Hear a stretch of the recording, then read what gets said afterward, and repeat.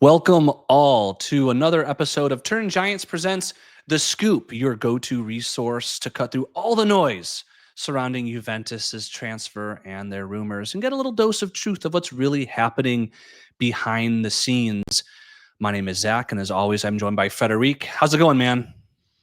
Hey man, good to be here. It's all good. Like my school year's ending, so I have one more week left. And then a little summer break. So I'm looking forward to that. Oh, fantastic. Well, um, I actually was thinking maybe we should rename the Scoop to the Two Beautiful Bald Bastards podcast. I don't know if Farhad would approve of that, but Who what do you what do cares? you what are your thoughts on that? Let let Should the we go for it? let the people decide. Keep the DMs coming. Keep the votes coming. I'm good with that. I embrace my boldness. Actually, that's a really good call out. What was I going to say? The comments that we've been getting, the questions that we've been getting are fantastic. Um, So please keep them coming. The best way to do that is through our Instagram at TurinGiants. You can also direct them to me as well with my Instagram name, as you see on the screen. For those tuning in visually, there is very much a visual component to this. You can reach me directly at Zach Talks Calcio at Instagram as well. Today, we hope to be pretty quick about it. We've got a couple, a few players who may be departing Juventus, or at least some got to address those rumors, as well as actually a pretty fresh list of potential additions to Juventus. Kamoli must be working the phones from America. And before we do that, for those new to this podcast series, again, there is a visual component to it. You can tune into that Spotify video, YouTube. You can always interact with us, like I said, on Instagram. So please continue to do so. And finally, how we rate or go through this program is we kind of go down the list of rumors and we utilize Frederic's inside contacts within Juventus to assign a temperature, which really corresponds to the likelihood that a particular deal happens, from ice cold, extremely unlikely, to red hot, extremely likely. All right, I think I've done all the housekeeping, Frederic. Let's jump into it with the Let's go. players that may leave. So we got a potential departure list. The first player named on every single episode of The Scoop and first slide has always been Dusan Vlahovic. Clearly a player that a lot of people are curious what happens to, considering his effect on our on-field production and wage bill. Where do we stand on him? Well, for me or for my sources, it's almost a certainty that Dusan is leaving, going against the reports in the media today that stated that he will just sit out his contract with Juventus and leave as a free agent. Dusan's agents made it very clear that he will not accept a wage cut, which isn't the same because Dusan needs or wants playing time. And there are three potential candidates to embrace our striker, which are at the moment Aston Villa, excuse me, Aston Villa, Manchester United, AC Milan, and I think Nottingham Forest. I'm laughing so hard. That's the most Man United business I could possibly think of. Yeah, But Hoyland and Xerxes who will crash and burn. Come yeah. on. I bet they could use our Serbian striker. All right. Well, So, needless to say, does that mean we are at red hot that he leaves? yeah, of course. It would surprise me like very, very much if he ends up staying and sitting on the bench and collecting his 12 million euros a year. Doesn't make sense because he'd get a 4 or 5 year deal at another club worth maybe 7, 8 million a year, which would be better for him than just sitting around twiddling his thumbs for a year, grossing 12 million. So I I can't think the see that threat, happening. though, I think the threat, though, of him sitting out would incentivize Juventus maybe to cut the price, and maybe it's some gamesmanship here, like, from his agent, in order to um, maybe lower the price and maybe increase the potential destinations. Yeah, but Juve is open to pretty much everything. They just Okay, want just Vlahovic get rid out of of the go. way. Okay. So yeah. Alrighty, well, let's go to the next name. Nico Gonzalez, his first time, I believe, on the Yes. Scoops list. Why is he here? Well, he's here because there was a concrete interest from our good friends at Lazio, who are very interested in Nico Gonzalez, but also a Premier League team, which my source did not communicate to me which one it was specifically. But there is some interest, and let's just say that Komoli's not the biggest fan of Nico. Also, a bit, intertwined with Dusan, like fairly high salary and not bringing that much to the table as we expected. So he's dispensable, so to speak. Yeah, those who listen to the sort of our post game or recurring Turin Giants content know that Nico Gonzalez is a player that I've defended a lot, but he probably had his worst year from a production standpoint with us, which might look to his exit, but it also could mean that people aren't as interested in his addition. Would you agree with that, or do people are do teams seem willing to ignore his last year and look at his overall body of work?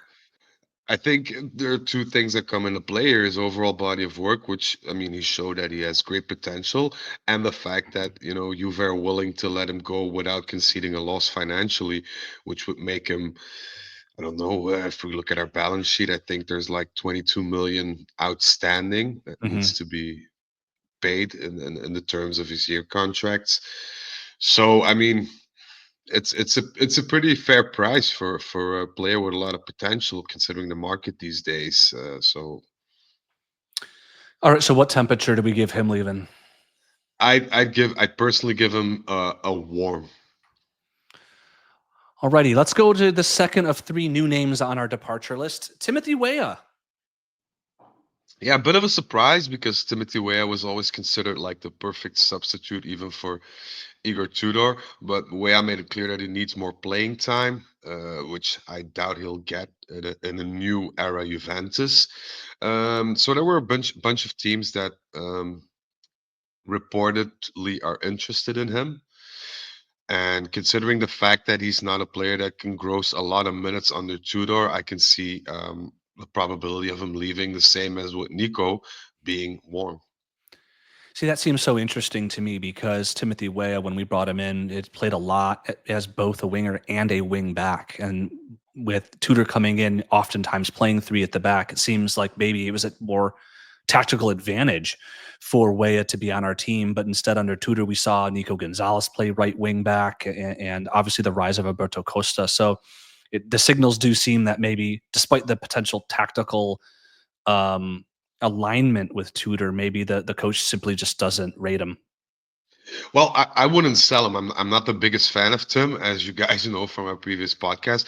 But considering the amount of work and effort he can put in, and his the fraction of the cost that he's having for Juventus at this point, it doesn't make a lot of sense to sell him because you're not going to ask too high of a salary Yeah, of a transfer fee for him, yeah, and you have to look for a replacement. But that's on our next screen. So yeah. we'll dive into that later on. But if you see that you're basically, I think the point that Tudor's making is my wingers are not as strong as I thought they were, and I want to bring in new wingers with more potential or more added value or whatever. Well, Timothy Weah was, I believe, one of our like top three most efficient attackers in his contribution based on minutes. Along with the next name on our list, a name who is like Dushan, been featured, I think, on almost every episode. Kolomwani. What are the Yes, chances he's going back to PSG? the chances are slim. Why do I say that? I know we've been talking about this in previous episodes, and we discussed his willingness to stay at Juventus and Juventus's willingness to embrace him as a new player. But today, Juventus have made a bid to PSG. They kind of went one up on them. They pulled the reverse card on them, and they offered they offered them an obligation to buy because that was what PSG wanted, but they basically presented a pack for his loan for this season with his basically purchase price starting next season worth 43 million euros. I think PSG is going to rate that as being a bit low, Yeah. but considering the fact that we, in terms of negotiations, have the upper hand because Colomwani really wants to stay at Juventus. I think he said after the game on Thursday that he, Mhm. I quote, loves this club. Yeah. I think we have a bit of an slight leverage there, and PSG is PSG can get rid of his salary demands, which are hefty even for PSG standards, but they can also bring in some financial fair play money to balance out the sheets a bit. So I see it as a win-win, but let's just hope our sheikh at PSG sees it the same, and we can welcome a new player. Yeah, I don't expect them to accept 43, but I think any Juventus fan would 43 for Colomwani, take it and run. So we'll see what the ending number ends up, what the number ends up being, I should say. Another lone player next on our list, Chico. You had, I think, previously said that we were trying to negotiate a discount, and then he goes and he scores 2 goals. Where do we stand on Discount Chico? out the window. Yeah, where do we see where do we stand on Chico leaving? I I think the same stance as I took with Colomwani being cold because I know for a fact that Chico rejected a number of clubs, some prestigious clubs, I might add. So he has the same desire as Colomwani to stay at Juventus. Tudor all but confirmed him and had a lot of talks with him, even in the States right now. And Tudor really became a fan. How can you blame him? But we are still. The latest reports from Portugal suggest that we have some sort of agreement reached with Porto, where we would give 6 million of the 30 million transfer fee. That we give 6 million to Chico directly, leaving Porto with 24 million. I asked my source to confirm that. He said, "Well, it's not entirely true, but there is a foundation of truth in there, meaning that if we negotiate a lower price." Part of that salary or transfer price, excuse me, will go out to Chico and not just to Porto as a whole, meaning that Jorge Mendes has done his job fantastically. Interesting. Very interesting. Alrighty, Douglas Luiz. In my honest opinion, I think we can wave Douglas Luiz goodbye if, and that's a big if we don't lose money on our balance sheet from his transfer. That's the big question. If we have a couple of a number of clubs that are interested in him, but Mhm. Komoli made it very clear he doesn't want to lose money on the whole Douglas Luiz thing. We're still trying him out. We're trying to keep him fit. Also, because if you keep a Douglas Luiz fit and you can sell a fit Douglas Luiz, you can ask for a lot more. But Douglas Luiz himself stated that he's not very happy um, with his position within the club, within the city of Turin. So we're looking for a solution to get him out without a lot of bloodshed. Okay, so what are the odds at this at today? I'd say warm today. Yeah. Okay, and our third new name on the list, Daniele Rugani, Yes, recently returned from loan and is joining the team in America. the What's the comeback kid. potential? What's the potential that he once again leaves? Very likely, and if he leaves, it'll be, I think, for good. I'll give some context on that on our next slide. But also, if I might add, Tudor is not a fan of Daniele Rugani, and Tudor repeatedly asked Comoli to bring in substitutes that are qualitative, yeah, in terms of quality, a lot better than the substitutes that we had. Also, Meaning, there if seems to be an age. There also seems to be a push for a different profile, younger. And as you stated before, in Kamoli is sort of you want to maximize your bang for your buck. So maybe cheaper players who have a much higher upside. And of course, Daniele yeah, Rugani is at his age, he is what he is, right? yeah, you can change him, you can improve him, or not a lot. It can only go downhill from here. And it wasn't like we had the new Ballon d'Or as a center back. So I think it's the appropriate time to say our farewells to Daniele. In just my opinion, who has been a fantastic servant filling in that backup role for us for a long time. So I Yes, will very I true. will I will appreciate his contributions that he's provided our team over the years when he does eventually depart. All right, let's switch gears from to some potential additions. Now, we have an entirely fresh list. That doesn't mean folks that we've talked about before aren't still in the picture, but because we have so many new names, we just want to touch on them quickly. We'll obviously revisit folks like Leone and other players who have been on our sort of recurring episodes as we progress in the coming weeks. But we got some really interesting and tantalizing names, and we want to touch on those specifically here today. Yeah, The first of which being a player we were linked with, I believe, last year as well, Jadon Sancho. Jadon Sancho, and this is an after the fact scoop, but Jadon Sancho last year was like literally a pubic hair away from putting on the Juventus jersey. Like it was really that close. I don't know the details of why the deal stalled, but he was all but a Juventus player. And there's some new interest now, also because of the fact that Manchester United reached out to Juventus with the whole Vlahovic thing. So Mm. maybe we can. I don't know if they're specifically linked with each other, but it's something that could develop fairly quickly. So I wouldn't go as far as to give Sancho like a warm or a red hot, but he's definitely made it onto the Comoli shortlist. So I definitely keep him at room temperature at this point. But this one does strike me um, as one other name on this list that we'll get to as a not Kamoli transfer. He does seem to be a guy who's been reported at times to have a sort of questionable work ethic. He's going to have a high salary.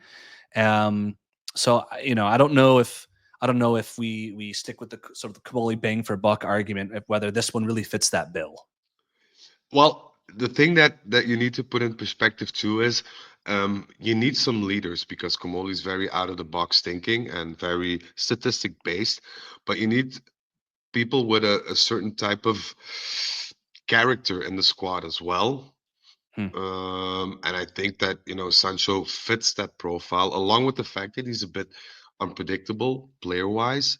But if there's is a coach that can get him in shape, then it must be Tudor. So I don't know. I'd keep him at room temperature, but there have been talks. Let me put it that way. Gotcha. Let's move to a string of names that might be new to folks. We got Joaquin Piquerez from Palmeiras next on the list.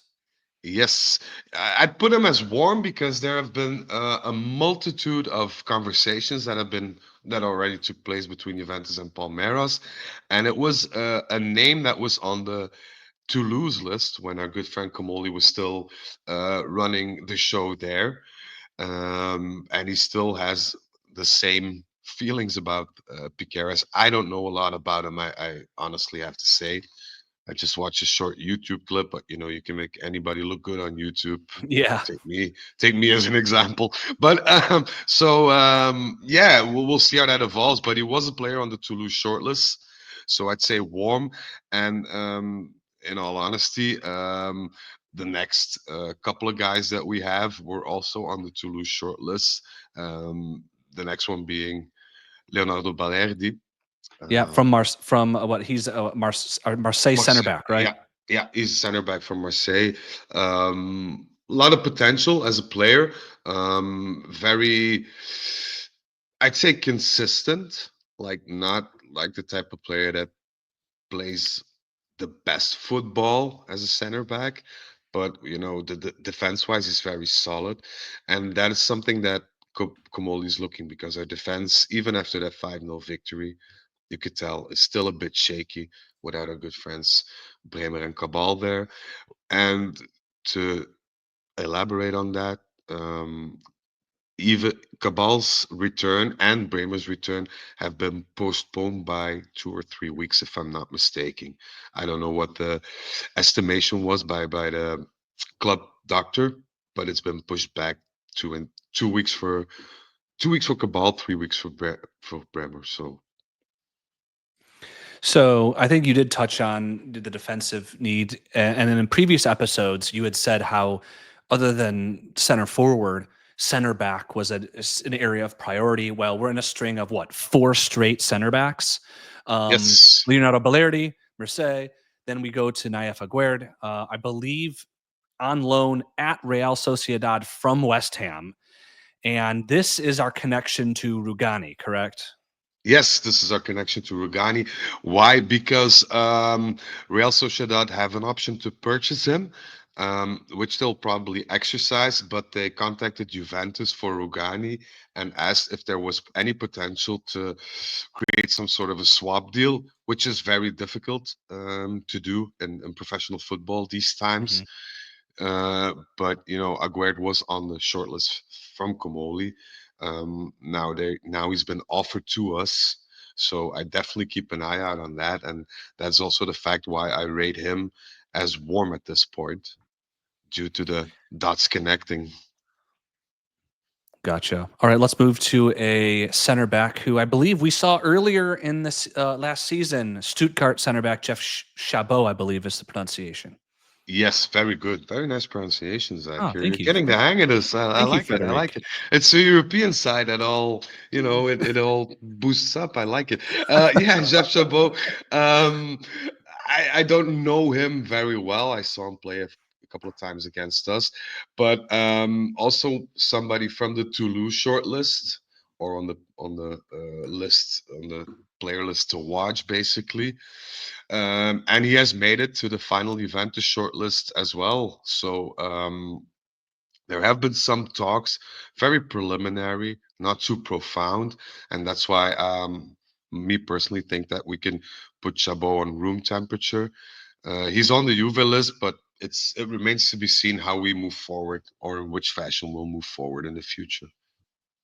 Now, this next name, the last of our string of what, 4 straight center backs, Axel Disasi. He's at Chelsea, right? At this And point, yes, but there's another center back at Chelsea that I know Juventus fans tend to like. Farhad's, as he refers to him, as Big Bird, right?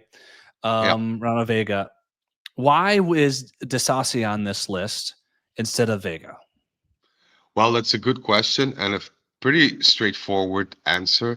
Disasi will be a lot cheaper than Vega if we intend to move forward, also salary wise.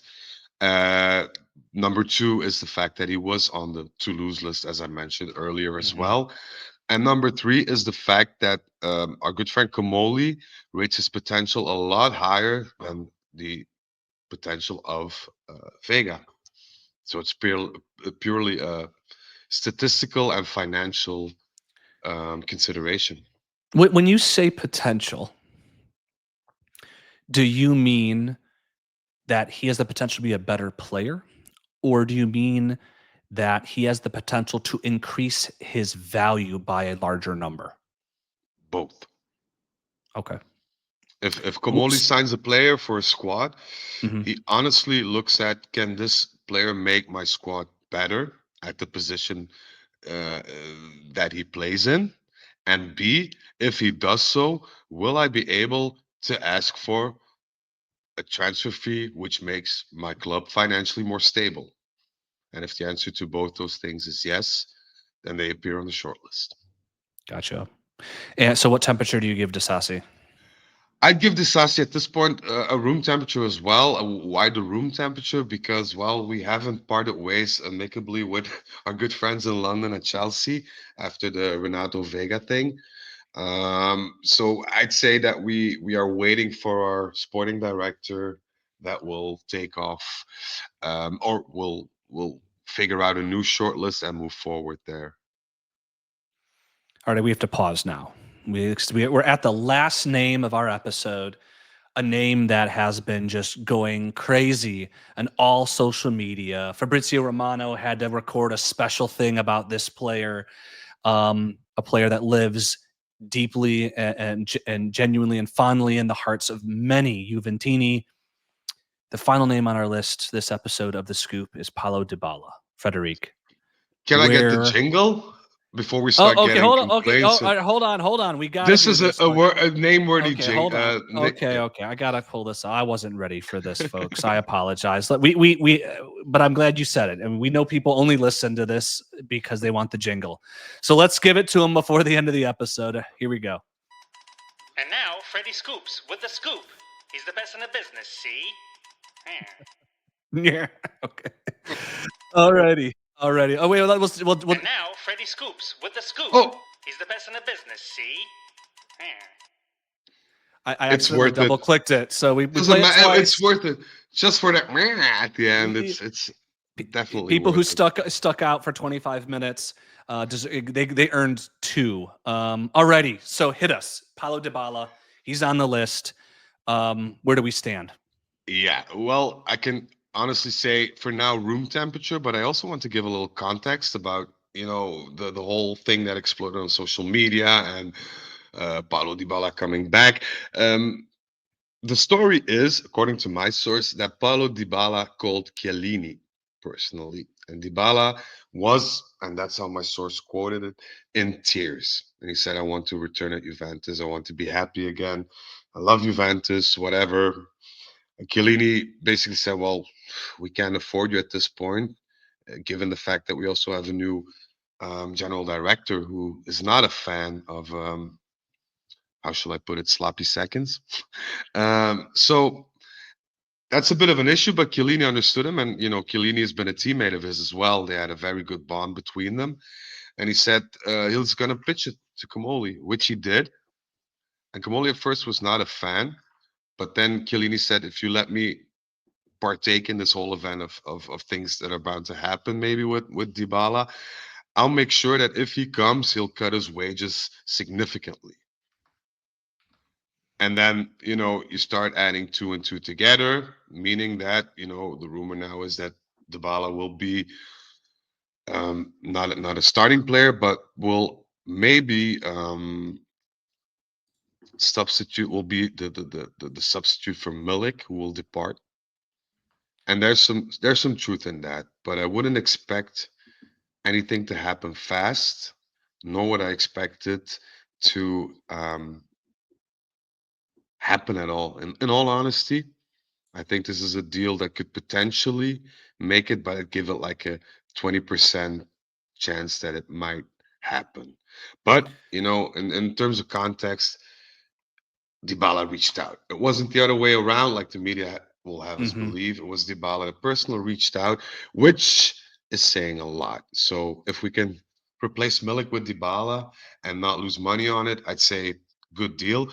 Also interesting, Dybala has a clause only valid in July for, if I'm not mistaken, 18 million euros. And then the clause is off the table. So if we move in for Dybala, it has to be before the end of July, or else Roma could ask, but yeah, I mean, they won't, but they could potentially ask for, I don't know, 40, 50 million. So I absolutely love La Jolla. But he's 31. He only played 1,500 minutes last year, less than 1,500 minutes last year, which is about as many minutes as Colomani played, who was only with us half the season. Um, and it just doesn't make sense to bring an oft injured 31-year-old back. And I don't want him to tarnish the wonderful, beautiful memories we have of him at Juventus by coming back. But like Frederic said, we will keep you posted as this develops. I think his inclination is sort of where I figured this would go. Not that I have the inside knowledge, but that this room temperature will quickly turn to ice cold once it's sort of filtered through Comoli and sort of the leadership vision within the team. But with that, that brings us to another end. Brings us to the end of another, I should say, episode of The Scoop. We really appreciate and enjoy all the feedback we've gotten. That's frankly why we continue to do this, because we enjoy doing it together and for the benefit of all of y'all. We will try to do more live versions of this. That was a lot of fun. We did a couple episodes ago. So once again, thank you for everyone who attended and participated in that. It was just a super fun and fantastic time. In the meantime, thank you, Frederic. Thank you to all the listeners. And Thank until you. we speak again, Forza Juve.